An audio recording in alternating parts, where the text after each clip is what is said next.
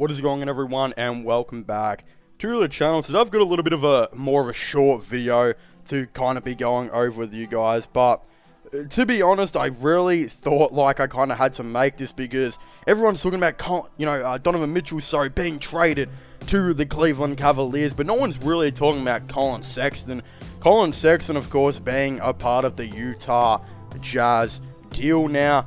That actually does see him signing a 4-year, $72 million contract. This is a sign and trade, of course, all being reported by Shams. A lot of people have been asking what contract did Colin Sexton, of course, sign, and here we have it. It was a 4-year deal worth $72 million, which is a lot more than what the Cavaliers were offering. For those of you who can't remember or can't recall, the Cleveland Cavaliers did offer Colin Sexton a 3-year, $40 million deal, which he declined, of course. Ended up working to be about $13.3 million per season.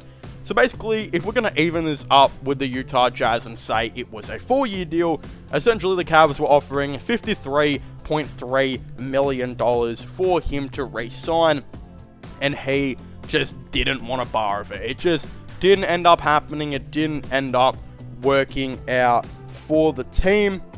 But the reality is now Colin Sexton has made an extra $19 million or so to go to the Utah Jazz, to go and live with Post Malone up in the snowy Utah Jazz mountains. And again, I think he's going to be pretty happy up there. I think he's going to, you would think, like it. And yeah, that's going to be a pretty good contract for them that I think is going to make a whole lot of sense for him going long term. And the reality is Colin Sexton should absolutely bowl out for this Utah Jazz team. A lot of people are really forgetting the fact that Colin Sexton's a dude that averages like 24 points per game when he is healthy and when he is playing that somewhat selfish / isolation ball. But the Utah Jazz are probably going to need him to do that next year, because in that starting five that they've got, they're not going to have much shot creation. You know, it looks like they're going to have Conley at the 1, Sexton at the 2, Bogdanovic at the 3, Markin at the 4, and probably me as their starting center. I don't even think they have a starting center yet. They might do that Udoka guy, or might go with a small ball. Jared Vanderbilt could also be a somewhat realistic option. So again, that's of course what I think is probably going to be happening for the Utah Jazz. They've got shot creators off the bench like Malik Beasley and Jordan Clarkson, but in that starting lineup, not a whole lot. I genuinely believe Colin Sexton could absolutely ball out this year, and if the Jazz start winning some games, right, if they don't finish in dead last place, even if they don't finish second last, like, that should be a big W in getting Colin Sexton. Like, he will have helped you out so much and just shows he's still a really good young player to build around. And again, once the Jazz trade away players like Mike Conley or let them walk, this and that, I think Sexton will be the Utah Jazz's starting point guard for the future, I would assume. I could definitely see that maybe being the case again. He might have improved as a playmaker in this time. We probably won't get to see it in his first Utah Jazz season, but if I was them, I would maybe stay away from drafting a guard for the time being, at least a point guard. Maybe draft a shooting guard and small forward and all those type of guys. Get them in with Colin Sexton, and yeah, that should be a very good move, because I still feel like Sexton has the capability to be a starting point guard in the league.